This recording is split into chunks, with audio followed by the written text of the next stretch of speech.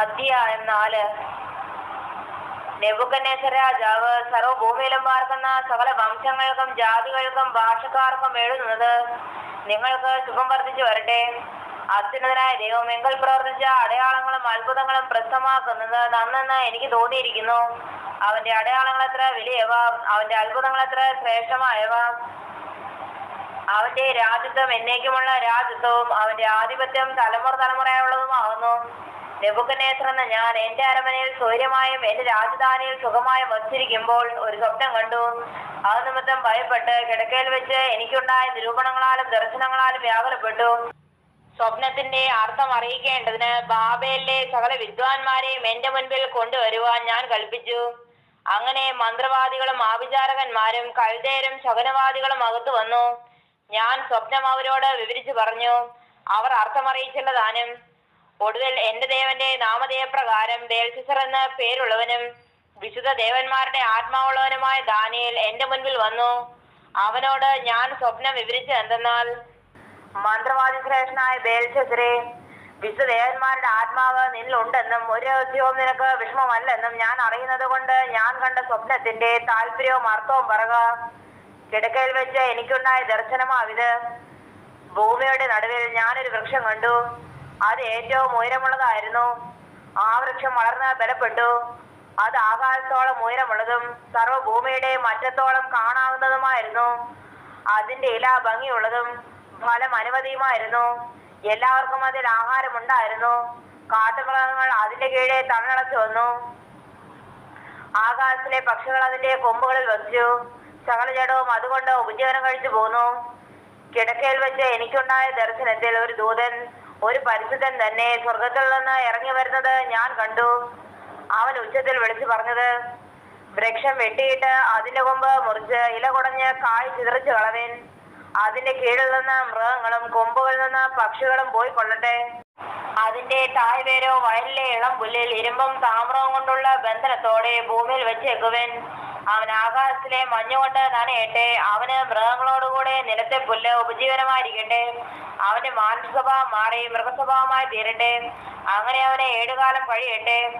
അത്യുന്നതനായവൻ മനുഷ്യരുടെ രാജ്യത്തിന്മേൽ വാഴുകയും അതിന് തനിക്ക് ബോധിച്ചവന് കൊടുക്കുകയും മനുഷ്യൻ അധമനായവനെ അതിന്മേൽ വാഴിക്കുകയും ചെയ്യുന്നുവെന്ന് ജീവനോട്ടിരിക്കുന്നവർ അറിയേണ്ടതിന് ഈ വിധി ദൂതന്മാരുടെ നിർണയവും കാര്യം വിദ്വാൻമാരുടെ കൽപ്പനയുമാകുന്നു.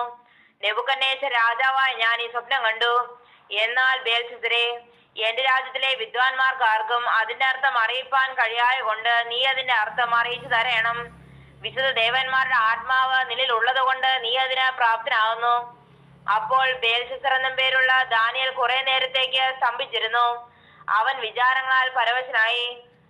രാജാവ് അവനോട്, ബേൽശസ്സരേ, സ്വപ്നവും അതിന്റെ അർത്ഥവും നിമിത്തം നീ പരവശനാകരുതേ എന്ന് കൽപ്പിച്ചു. ബേൽശസ്സർ ഉത്തരം പറഞ്ഞത്, യജമാനെ, സ്വപ്നം തിരുമനസിലെ ശത്രുക്കൾക്കും അതിന്റെ അർത്ഥം തിരുമനസിലെ വൈരികൾക്കും ഭവിക്കട്ടെ.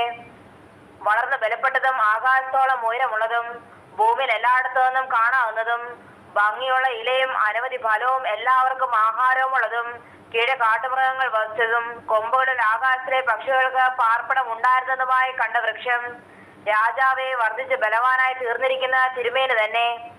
തിരുമനസിലെ മഹത്വം വർദ്ധിച്ച് ആകാശം വരെയും ആധിപത്യം ഭൂമിയുടെ അർദ്ധ വരെയും എത്തിയിരിക്കുന്നു.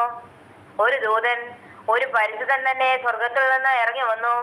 വൃക്ഷത്തെ വെട്ടിയിട്ട് നശിപ്പിച്ചു കളവേൻ. എങ്കിലും അതിന്റെ തായ്വേർ വയലിലെ ഇളംപുല്ലിൽ ഇരുമ്പും താമ്രവും കൊണ്ടുള്ള ബന്ധനത്തോടുകൂടെ ഭൂമിയിൽ വെച്ചേക്കുവൻ. അവൻ ആകാശത്തിലെ മഞ്ഞുകൊണ്ട് നനയട്ടെ. അവന് 7 കാലം കഴിയുന്നത് വരെ അവന്റെ ഉപജീവനം കാട്ടുമൃഗങ്ങളോടുകൂടി ആയിരിക്കട്ടെ എന്നിങ്ങനെ പറയുന്നത് രാജാവ് കണ്ടുവല്ലോ. രാജാവെ, അതിന്റെ അർത്ഥം ഇതാകുന്നു, എന്റെ യജമാന രാജാവിന്റെ മേൽ വരുന്ന അത്യുന്നതനായവന്റെ വിധി ഇത് തന്നെ. തിരുമേനിയെ മനുഷ്യരുടെ ഇടയിൽ നിന്ന് നീക്കിക്കളയും. തിരുമനസിലെ വാസം കാട്ടുമൃഗങ്ങളോടുകൂടെ ആകും. തിരുമേനിയെ കാളയെപ്പോലെ പുല്ല് തീറ്റും. തിരുമേനി ആകാശത്തിലെ മഞ്ഞുകൊണ്ട് നനയും. മനുഷ്യരുടെ രാജ്യത്തിന്മേൽ അത്യുന്നതനായവൻ വാഴുകയും അതിനെ തനിക്ക് ബോധിച്ചവന് കൊടുക്കുകയും ചെയ്യുന്നുവെന്ന് തിരുമനസ്സുകൊണ്ട് അറിയുന്നത് വരെ 7 കാലം കഴിയും. വൃക്ഷത്തിൻ്റെതായവർ വെച്ചേക്കുവാൻ അവർ കൽപ്പിച്ചതോ വാഴുന്നത് സ്വർഗമാകുന്നുവെന്ന് തിരുമനസ്സുകൊണ്ട് ഗ്രഹിച്ച ശേഷം രാജ്യത്വം തിരുമേനിക്ക് സ്ഥിരമാകുമെന്നത്രേ. ആകയാൽ രാജാവേ, എന്റെ ആലോചന തിരുമനസ്സിലേക്ക് പ്രസാദമായിരിക്കട്ടെ. നീതി നീതിയാൽ പാപങ്ങളെയും ദരിദ്രന്മാർക്ക് കൃപ കാട്ടുന്നതിനാൽ അകൃത്യങ്ങളെയും പരിഹരിച്ചു കൊള്ളുക. അതിനാൽ പക്ഷേ തിരുമനസ്സിലെ സുഖകാലം ദീർഘമായി നിൽക്കും. ഇതെല്ലാം നെബൂഖദ്നേസർ രാജാവിന് വന്നു ഭവിച്ചു.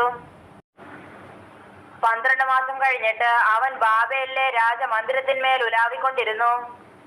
ഇത് ഞാൻ എന്റെ ധനമഹാത്മ്യത്താൽ എന്റെ പ്രതാപ മഹത്വത്തിനായിട്ട് രാജധാനിയായി പണിത മഹതിയാം ബാബേലല്ലയോ എന്ന് രാജാവ് പറഞ്ഞു തുടങ്ങി. ഈ വാക്ക് രാജാവിന്റെ വായിലിരിക്കുമ്പോൾ തന്നെ സ്വർഗത്തിൽ നിന്ന് ഒരു ശബ്ദം ഉണ്ടായെന്നാൽ, നെബൂഖദ്നേസർ രാജാവേ, നിന്നോടത് കൽപ്പിക്കുന്നു, രാജ്യത്വം നിന്നെ വിട്ട് നീങ്ങിയിരിക്കുന്നു. നിന്നെ മനുഷ്യരുടെ ഇടയിൽ നിന്ന് നീങ്ങിക്കളയും. നിന്റെ വാർപ്പ് കാട്ടിലെ മൃഗങ്ങളോടുകൂടെ ആയിരിക്കും. നിന്നെ കാളയെപ്പോലെ പുല്ല് തീറ്റും. അത്യുന്നതനായവൻ മനുഷ്യരുടെ രാജ്യത്തിന്മേൽ വാഴുകയും അതിനെ തനിക്ക് ബോധിച്ചവന് കൊടുക്കുകയും ചെയ്യുന്നു എന്ന് നീ അറിയുന്നത് വരെ നിനക്ക് 7 കാലം കഴിയും. ഉടൻ തന്നെ ആ വാക്ക് നെബൂഖദ്നേസറിന് നിവൃത്തിയായി. അവനെ മനുഷ്യരുടെ ഇടയിൽ നിന്ന് നീക്കിക്കളഞ്ഞു. അവന്റെ രോമം കഴുകന്റെ തൂവൽ പോലെയും അവന്റെ നഖം പക്ഷിയുടെ നഖം പോലെയും വളരുന്നത് വരെയും അവൻ കാളയെന്ന പോലെ പുല്ല് തിന്നുകയും അവന്റെ ദേഹം ആകാശത്തിലെ മഞ്ഞുകൊണ്ട് നനയുകയും ചെയ്തു. ആ കാലം കഴിഞ്ഞിട്ട് നെബൂഖദ്നേസർ ഞാൻ സ്വർഗത്തിലേക്ക് കണ്ണു ഉയർത്തി. എന്റെ ബുദ്ധിയും എനിക്ക് മടങ്ങി വന്നു.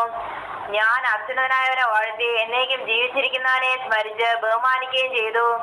അവന്റെ ആധിപത്യം എന്നേക്കുമുള്ള ആധിപത്യവും അവന്റെ രാജ്യത്വം തലമുറ തലമുറയായുള്ളതുമല്ലോ. അവൻ സർവ്വഭൂവാസികളെയും ന്യാസ്യമുണ്ടെന്നു.